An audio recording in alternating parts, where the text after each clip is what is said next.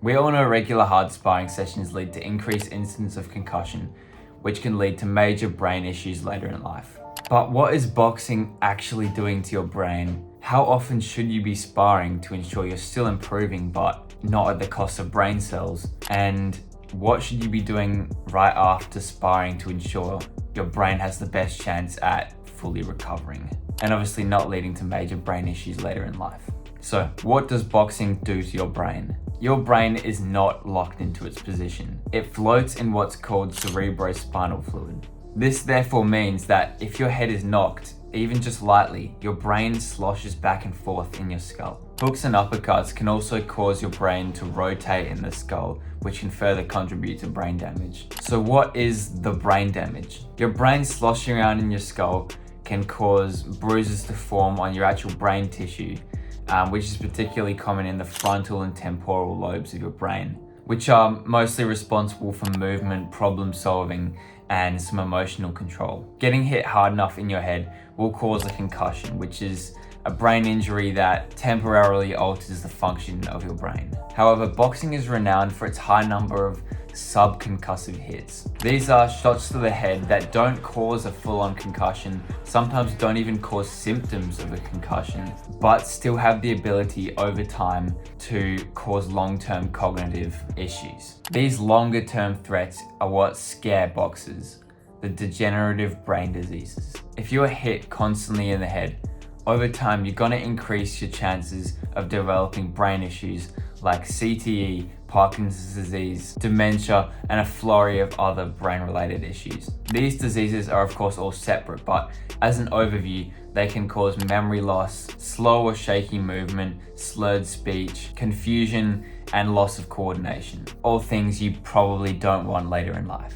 So how often should you be sparring? Sparring is obviously the way to test your skills in real time. Sparring twice a week gives your brain enough time to recover, yet giving you the benefits of sparring and improving your actual boxing. Light, playful sparring is the best. This is what the Muay Thai fighters are renowned for because they compete often multiple times a month, so they can't be getting injured or getting concussed during training because they need to fight quite often. So because of that, they're really good at their light, playful sparring. They don't damage each other. They're purely having fun with the sparring, which is actually what leads to you actually improving. But hard sparring is what a fight is, so should you do it? If you don't have the desire to compete in any striking competitions, hard sparring probably shouldn't be done too often. However, if you are competing, you probably should do a little bit of hard sparring, but should not be regular. I think light sparring should be the main thing everyone does.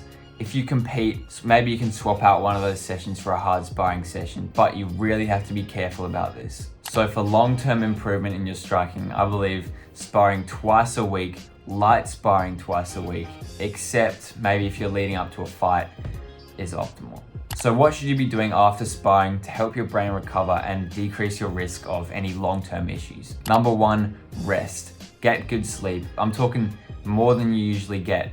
7 to 9 hours of sleep is good because that's when your brain is going to be relaxed and it's going to be actually healing itself. I know so many of you guys use your phones till midnight. Trust me, after sparring especially, don't do this. Let your brain recover. Number two, take an omega-3 supplement. Omega-3 can help to repair the cell membranes in your brain, which obviously helps your brain to regenerate. Ideally, this is a supplement you take every day, not just after sparring. So if you don't already do this, look into buying some omega-3 from your local chemist. It's a generally good supplement to take because it's just going to help your brain function. Number three, hydrate well.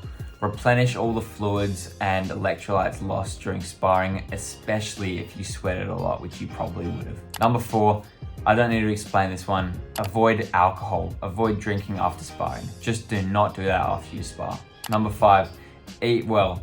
Eat foods that are going to help reduce inflammation in your brain, like blueberries, green tea, I think. Just focus on eating well. Don't eat crap after you've sparred because, well, your brain needs to recover and your whole body needs to recover. So don't eat crap after you spar. And six, probably the most important one, monitor any symptoms. If you feel any symptoms of concussion or brain injury, take it very seriously. Go to the doctors if you need to, but If you have any headaches the next day, do not do any sparring or contact until that's gone and you've rested a fair bit. I'm working on a full program designed to help busy people skyrocket their progress in MMA by focusing on the 4 pillars of MMA. Check the first link out in the description if you're interested in that. If the link's not there, then it's not been released yet. I plan on releasing it in the next few months, so stick around if that's something that's going to interest you. If you want to see more educational videos like this from a small YouTuber